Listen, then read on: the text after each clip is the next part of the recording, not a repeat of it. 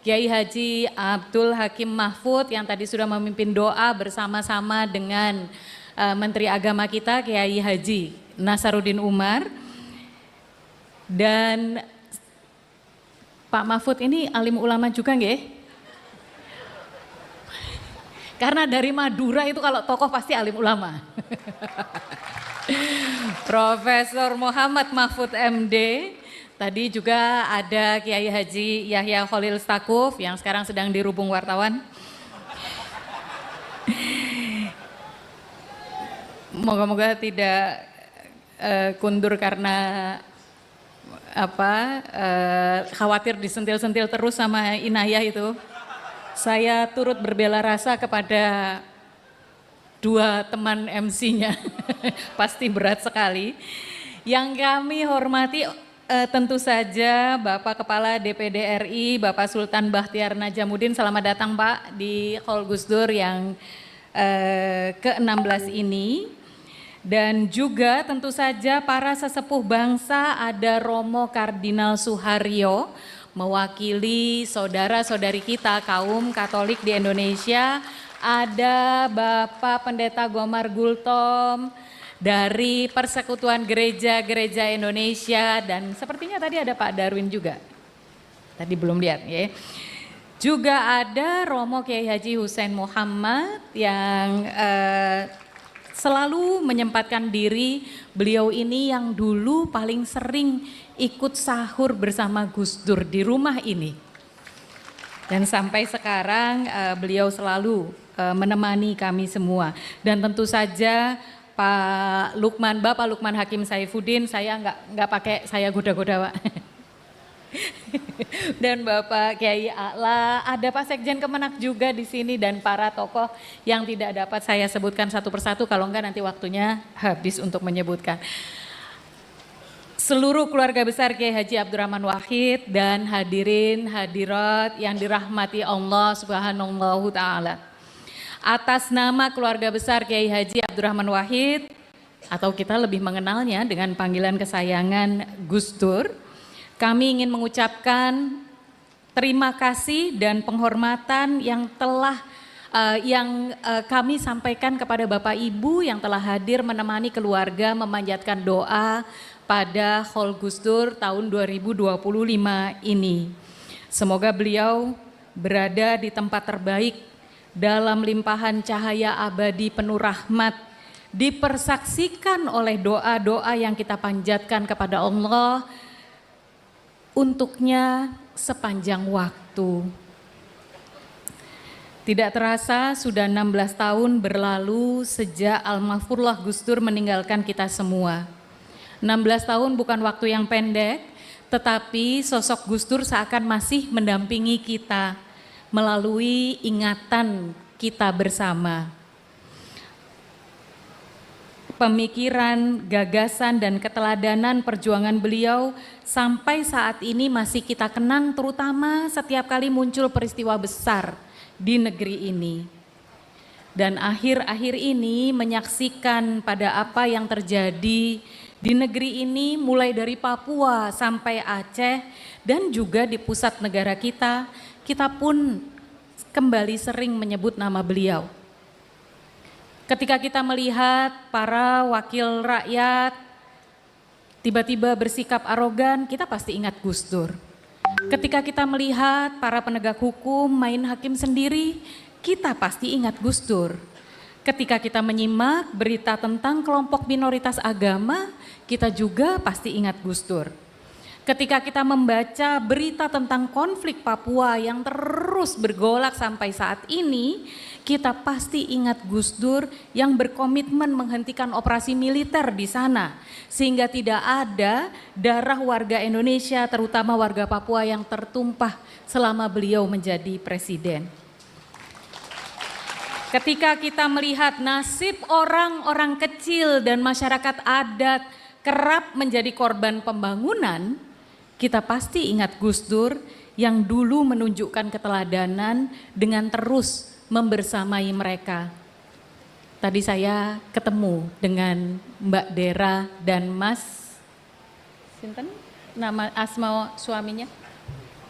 Mas Munif, Mbak Dera dan Mas Munif yang terus membela para petani dan akhirnya mereka berdua dikriminalisasi polisi. Tapi untungnya dengan bantuan Prof. Mahfud MD dan kita semua, dukungan kita semua, Mbak Dera dan Mas Munif ada di tengah-tengah kita. Mereka-mereka yang terus membersamai rakyat dan orang kecil yang terpinggirkan.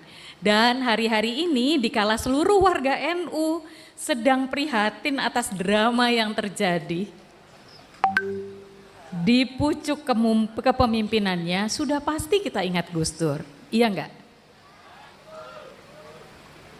Dalam kepemimpinan Gus Dur, NU bergerak menjadi pemimpin gerakan masyarakat sipil, gerakan rakyat.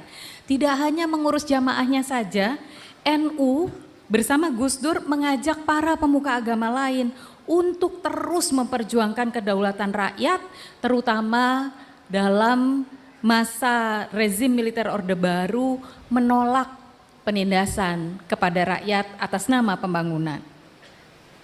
Bahkan saat Gus Dur menjadi presiden pun tidak ada kebijakan yang memberikan privilege kepada NU. Jangankan merayu dengan memberi konsesi tambang, Gus Dur justru sebagai presiden mengingatkan warga NU bahwa NU harus terus kritis kepada penguasa. Para hadirin hadirat mencari di YouTube ada pidato beliau yang beliau sampaikan seperti ini. Sejak kapan NU ingat bupati dan lupa kepada Allah Subhanahu wa taala? Hati saya menangis. Demikian kata Gus Dur dalam pidato beliau. Dan sekarang kita melihat bahwa konsesi tambang menjadi simpul konflik besar pada kepemimpinan NU. Padahal Gus Dur menegaskan bahwa para yai dan nyai NU tidak memikirkan keadaan mereka sendiri, tetapi selalu memikirkan keadaan bangsa. Dawuh Gus Dur, NU harus menjaga bandul keseimbangan kekuasaan dan terus mengingatkan akan kaidah tasarruful imam ala ro'iyah manutun bil maslahah, bahwa kekuasaan adalah untuk rakyat. Dawuh Gus Dur, kekuatan NU ada pada tradisi warganya yang selalu siap memberikan segala-galanya kepada negara. Semoga para pemimpin NU kembali tersadar atas warisan mulia yang diembannya dari para muassis dan masyayikh, atas amanah dari puluhan juta jamaah, dan atas tugas mulia dari bangsa Indonesia dan bahkan harapan umat Islam dari seluruh penjuru dunia. Dengan mengingat semua hal inilah panitia Harlah ke-16, Harlah Haul Gus Dur ke-16, kenapa Harlah? Karena mengingat sebentar lagi Harlah NU yang akan kita hadapi dengan penuh keprihatinan. Panitia Haul ke-16 Gus Dur menetapkan tema dari rakyat, oleh rakyat, untuk rakyat. Inilah intisari demokrasi atau syuro yang selalu diperjuangkan oleh Gus Dur. Kami ingin mengajak rakyat, panjenengan sedoyo, Bapak Ibu sekalian, ingin mengajak pemerintah dan penyelenggara negara, kami ingin mengajak elit politik dan khususnya kami ingin mengajak NU, Jam'iyah Nahdlatul Ulama untuk mengingat kembali hal ini. Kami mengundang Kiai Ubed, Mbah Ubed terkenalnya, yang baru-baru ini viral karena pembelaannya kepada Mbak Dera dan Mas Munif. Kami mengundang Profesor Mahfud MD, kalau ini selalu viral. Apapun cuaca, beliau selalu tetap konsisten melakukan pendidikan masyarakat, dan kami secara khusus mengundang, memohon Ibunda untuk tausiah bukan sebagai istri almarhumah Gus Dur, tetapi sebagai ibu bangsa, sebagai ketua gerakan Nurani Bangsa, dan tentu saja sebagai Gus Durian nomor wahid. Selain itu sebagai rangkaian Haul Gus Dur 2025 ini telah diselenggarakan Hotmil Quran di berbagai titik, dimulai dari kediaman Gus Dur ini dan ada 16 titik lainnya. Kami mengucapkan terima kasih kepada seluruh pondok pesantren dan komunitas yang telah menyelenggarakan Hotmil Quran tersebut. Kami mohon maaf bila dalam penghormatan kami ada banyak kekurangan di sana sini dan kami mengucapkan terima kasih kepada seluruh pihak yang telah memberikan dukungan mulai dari sumbangan kotak snack sampai perlengkapan panggung yang luar biasa ini.